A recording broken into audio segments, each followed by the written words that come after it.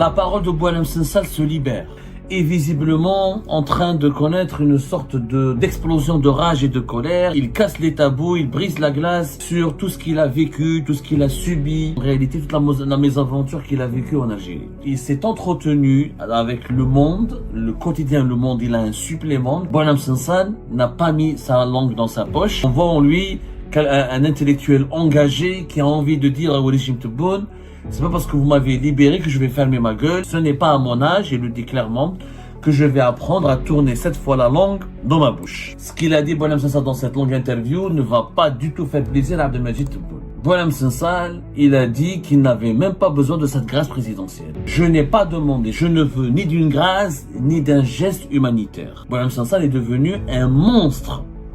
Tebboune a fabriqué un véritable monstre de célébrité très célèbre. En réalité, Boualem Sansal n'a pas aimé la façon avec laquelle il a été libéré. On nous disait qu'il était malade. Boualem Sansal, il n'a pas étincelant. Il enchaîne les interviews. Il est souriant, il est beau. Regardez les blagues sur les réseaux sociaux. Vous avez certainement vu cette photo, ce graphique. Il y avait une marque de shampoing où il y a les deux photos de Boualem Sansal. Avant d'entrer en prison et après. Il a embelli, il a rajeuni, il s'est rafraîchi. Ça me donne envie d'aller en Algérie en prison. Demain je rentre وقعدوني عام سيدي وندخل بلادي توحشت بلادي انا ثاني. La parole de Boualem Sansal se libère. Boualem Sansal, qui était depuis sa libération très timoré, très timide, très réservé, qui faisait très attention à ce qu'il disait, est visiblement en train de connaître une sorte d'explosion de rage et de colère. Et il libère sa parole, il casse les tabous, il brise la glace, il est en train de briser totalement, violemment et brutalement le silence sur tout ce qu'il a vécu, tout ce qu'il a subi, tout ce qu'il a pu rencontrer, toute la mésaventure en fait, en réalité, toute la mésaventure qu'il a vécue en Algérie. Hier, le 25 novembre 2025, il a publié, ou plutôt, il s'est entretenu avec Le Monde, le quotidien Le Monde. Il a un supplément très connu, que j'adore personnellement, que je lisais énormément, que je lis moins en ce moment, parce qu'avant, je le lisais quand j'étais plus jeune en version papier. C'est Le Monde des livres. Le Monde des livres, c'est un supplément hebdomadaire publié par Le Monde, quotidien Le Monde, où il y a toute l'actualité littéraire et culturelle, avec des entretiens, des portraits d'écrivains, des fiches, des résumés, des livres qui marquent l'actualité culturelle, littéraire à Paris, en France, et même l'actualité livresque et culturelle internationale. Vraiment un supplément de très grande qualité. L'écrivain franco-algérien Boualem Sansal avait accordé donc un entretien exclusif au Monde des livres, et cet entretien beaucoup plus long, par écrit, beaucoup plus approfondi, était nettement beaucoup plus intéressant à lire. Malheureusement, les Algériens et les Algériens ne pourront peut-être pas accéder à l'intégralité de cet entretien parce qu'il est en version abonnée. Il est réservé aux abonnés et du quotidien Le Monde. Grand journal et grand média français, et dans cette longue interview, Boualem Sansal n'a pas mis sa langue dans sa poche. D'ailleurs, le titre de l'interview, il est assez évocateur. Ce n'est pas à mon âge que je vais apprendre à tourner cette fois la langue dans ma bouche. Excusez-moi. Non, mais les propos de Boualem Sansal étaient très durs, très caustiques. On voit en lui un intellectuel engagé qui a envie de dire au régime Tebboune: c'est pas parce que vous m'avez libéré que je vais fermer ma gueule. C'est pas parce que vous m'avez vous avez permis ma libération et mon retour en Europe, notamment, vous avez accepté une médiation allemande pour me libérer, que je vais fermer ma gueule. Ce n'est pas à mon âge, il le dit clairement, que je vais apprendre à tourner cette fois la langue dans ma bouche. Boualem Sansal. Alors, Aïma, je dois dire que ce qu'il a dit Boualem Sansal dans cette longue interview ne va pas du tout faire plaisir à Abdelmadjid Tebboune. Vraiment, ça ne va pas du tout lui faire plaisir, et ça ne va pas aider les autorités françaises à se réconcilier avec Abdelmadjid Tebboune, puisque visiblement en France, on a une optique, une approche totalement différente que celle qui est en train d'être utilisée, empruntée par Boualem Sansal, qui lui préfère rester caustique, acide, à la limite même il a des critiques très narquoises et corrosives contre le régime Tebboune. La France qui cherche à épargner la nervosité, à éviter, à ne pas provoquer la nervosité, l'agressivité et réveiller la colère de Abdelmadjid Tebboune. en essayant de le ménager sa sensibilité et ménager, comme il est très susceptible, de le ménager tout court, dans le meilleur des cas possibles. Et tous les médias français, visiblement, avant le procès de Christophe Glaise, le 3 décembre prochain, procès en appel qui déterminera l'avenir et le sort de ce journaliste français qui a été condamné, rappelez-vous, au début de l'été dernier, à 7 ans de prison ferme, un journaliste français considéré comme un otage par les autorités françaises, par les médias français, par l'opinion publique française. Et ben voilà, Msensal, il y va très très fort.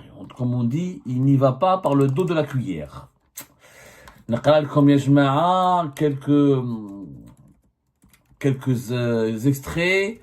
Par quoi on va commencer? Je pense que on doit commencer par ce qu'il a dit, Boualem Sansal, sur la grâce présidentielle dont il avait bénéficié. Tenez-vous bien, Boualem Sansal, il a dit qu'il n'avait même pas besoin de cette grâce présidentielle.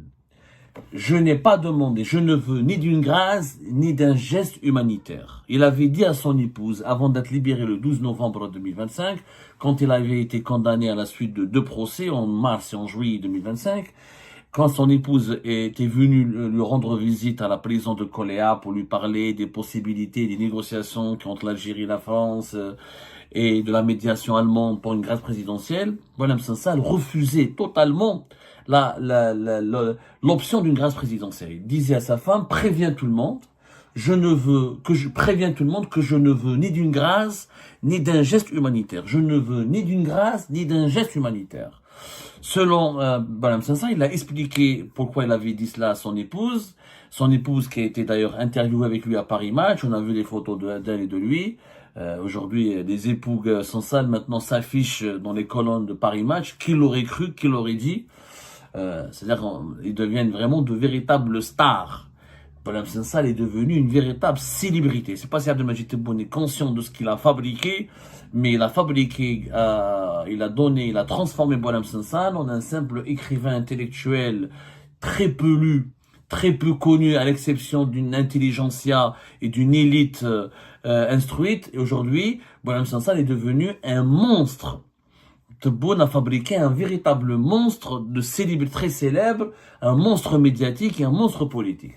Boualem Sansal a expliqué dans les colonnes du Monde des Livres que être gracié, cela veut dire que je suis officiellement coupable de ce dont on m'a accusé, c'est-à-dire entre autres d'atteinte à la sûreté de l'État à cause de mes déclarations sur les frontières entre l'Algérie et le Maroc. Ensuite, il a condamné, il a déploré, on est venu me chercher et on m'a expulsé. On est venu me chercher et on m'a expulsé. En réalité, Boualem Sansal n'a pas aimé la façon avec laquelle il a été libéré. Tenez-vous bien.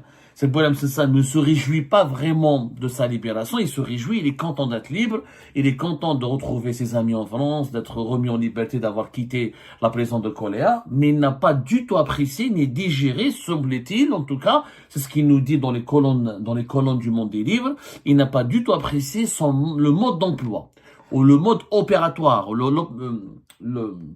mode d'emploi, ou la manière avec laquelle, ou le processus qui avait été mis en place pour obtenir sa libération. On est venu me chercher et on m'a expulsé.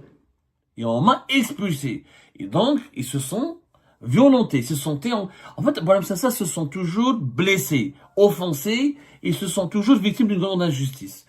Lui, il aurait voulu il voulait être réhabilité par la justice. Il se contredit un peu, Boualem Sansal, puisque sur France Inter, la première interview qu'il avait accordée à la radio publique française France Inter, il avait dit, au contraire, il cherche pas à avoir de l'argent, des indemnisations, il cherche pas un procès en appel, il veut juste qu'on lui laisse le droit d'entrer et de sortir, et d'entrer chez lui en Algérie quand il veut, de sortir et d'aller en France, de quitter le territoire national quand il veut. Mais là, j'ai l'impression que c'est en 2-3 jours, quand même, Boualem Sansal a changé. Ou il est très en colère, ou il est très blessé, ou il est encore traumatisé par ce qu'il a vécu, puisqu'il affirme que il n'était pas d'accord. Il n'est pas d'accord avec le mode d'emploi de sa libération, avec la façon avec laquelle il a été libéré. On est venu me chercher et on m'a expulsé. Oui, mais Boualem Sansal, qu'est-ce qu'il aurait souhaité? Il aurait souhaité être libéré comme tout le monde. En réalité, moi je le comprends, Boualem Sansal. Moi je ne comprends pas Tebboune pourquoi il a gracié Boualem Sansal de cette manière et pourquoi il l'a libéré suivant un processus tout à fait anormal pour un ressortissant algérien. C'est inédit dans le monde. Je suis en train d'échanger avec pas mal d'avocats et d'experts en droit. J'aimerais bien, je pose toujours la question à mes interlocuteurs, est-ce que vous avez un cas similaire à celui de Boualem Sansal? À savoir, est-ce que vous connaissez déjà auparavant dans l'histoire un pays qui a négocié avec une puissance étrangère la libération de son propre ressortissant pour ensuite gracier ce ressortissant et le libérer en lui permettant de monter à bord d'un avion militaire d'une puissance étrangère qui l'a transféré à l'étranger pour officiellement le soigner et le libérer. Je n'ai jamais vu cela. J'ai vu les scènes les plus semblables, on les a vues dans les pays en conflit où il y a eu des otages étrangers pris par qui ont été capturés ou kidnappés par des groupes terroristes ou des groupes mafieux ou des mouvements séparatistes. L'Iran, par exemple, elle libère souvent des otages. Elle prend souvent, elle utilise souvent. L'Iran, c'est le régime iranien est le régime le plus connu pour son utilisation de la diplomatie, ce qu'on appelle la diplomatie de l'otage. C'est-à-dire prendre des ressortissants étrangers des pays avec lesquels l'Iran a une crise politique et diplomatique ouverte, les placer en détention et ensuite les utiliser comme une monnaie d'échange pour obtenir la libération de ressortissants iraniens détenus dans ces pays-là ou pour trouver un accord politique qui arrange les intérêts diplomatiques du régime iranien. Mais le cas de Boualem Sansal, il est spécial, il est inédit. Je n'ai jamais vu, le cas de Boualem Sansal, c'est un Algérien. Avant tout, il était toujours algérien, il a travaillé pour l'État algérien, il a grandi en Algérie, il est né en Algérie, il puise son inspiration en Algérie, il a vieilli en Algérie, il est devenu français que sur le tas, il est devenu français depuis pratiquement une année, c'est après 80 ans. Donc c'est un Algérien que l'Algérie a libéré après avoir négocié avec une puissance étrangère et en permettant à cette puissance étrangère de dépêcher un avion à Alger pour prendre Boualem Sansal à bord de cet avion.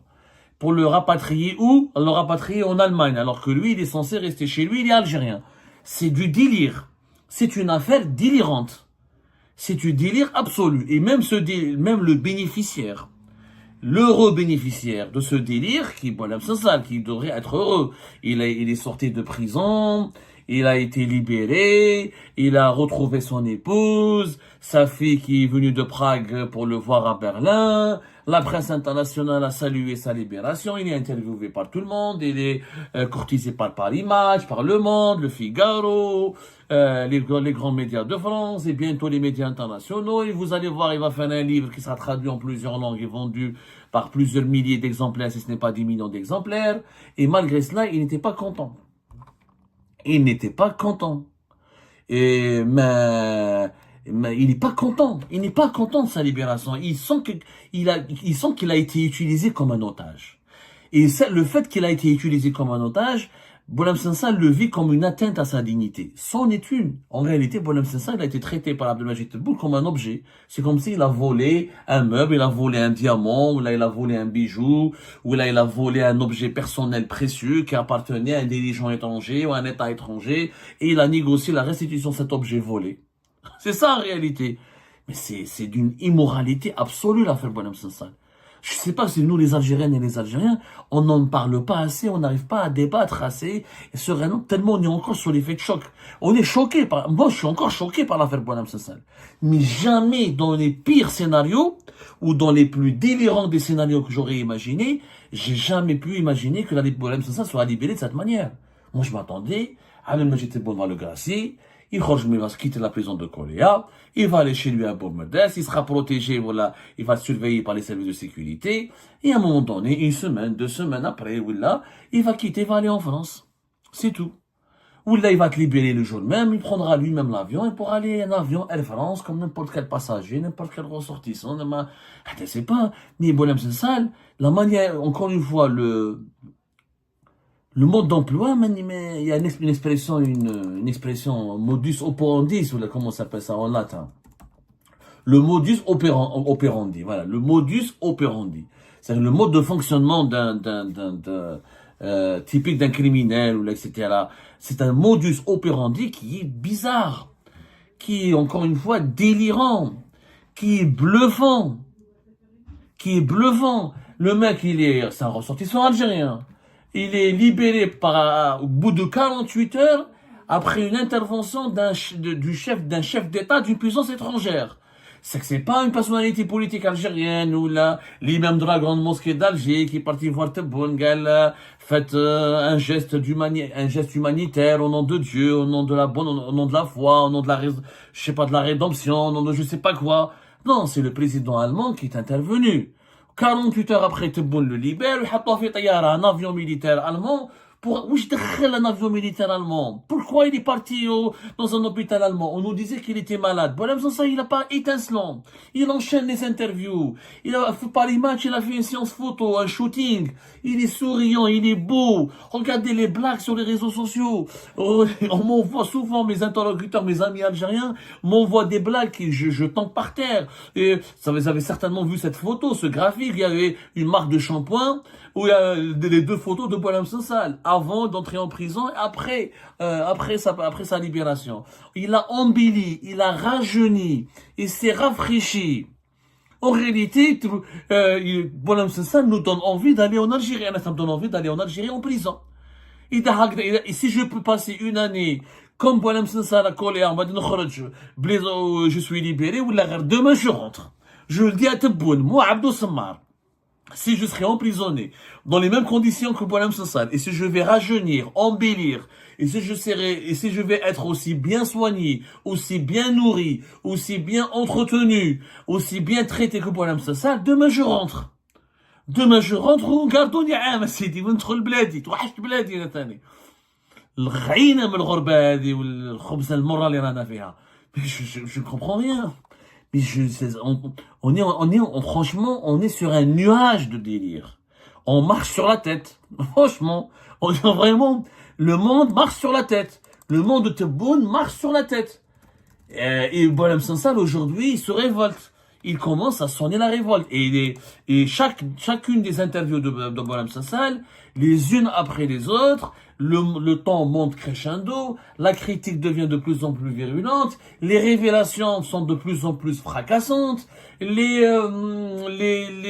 confidences sont de plus en plus étonnantes et extravagantes. Cette affaire est en train de porter un énorme préjudice à Tebboune. Ça a ruiné la crédibilité de Tebboune. Je ne sais pas, il a écouté qui Tebboune. Je ne sais pas qui lui a conseillé de libérer Boualem Sansal de la sorte. Je ne sais pas. En tout cas, celui qui lui a donné ce conseil, il ne l'aime pas particulièrement. Il ne l'aime pas. Il ne l'apprécie pas du tout. Il lui a vraiment délivré des conseils catastrophiques. يعني vraiment بعتوها الحيط كيما نقول لك هنايا. يعني كيما نقولوا الناس صدمتوا في الحيط بلا فرانات. Sur Tebboune, il a foncé sur un mur et il s'est fracassé dans cette affaire de Boualem Sansal. Maintenant, Boualem Sansal nous dit, je ne veux pas d'une grâce. Je ne voulais pas d'une grâce. On est venu me chercher, on m'a expulsé. Boualem Sansal lui-même ne voulait pas d'une telle libération. Lui-même ne voulait pas de cette libération. Il aurait pu être libéré normal, gracié. Tu restes en Algérie, à Alger 2-3 semaines, ou là tu pars directement en France, tu prends un vol d'Air France, le plus normalement du monde. C'est une affaire d'État. C'est une affaire elle-même débile qui est basée sur des déclarations dans une vidéo YouTube et des messages personnels et puis pas échangés sur une messagerie cryptée, WhatsApp. Vraiment, Sansal devrait faire un livre. En urgence, il doit écrire son histoire. Et vraiment, elle va être adaptée par Netflix en série, par Hollywood en film. C'est le scandale d'État le plus délirant de l'histoire des relations internationales. Et ben voilà les amis, c'est la fin de cette vidéo. Je vous remercie comme d'habitude pour avoir suivi jusqu'à la fin. N'oubliez pas de nous laisser vos commentaires et vos réactions sur cette vidéo et de vous abonner à la chaîne si vous n'êtes pas encore abonné. Donc voilà, ça fait vraiment plaisir de voir vos commentaires et vos réactions et vos discussions sur la section des commentaires. C'est très intéressant et je vous prie toujours de garder le respect et un petit peu la bonne ambiance pour tout le monde. Donc voilà, merci beaucoup et à la prochaine dans une nouvelle vidéo. Au revoir.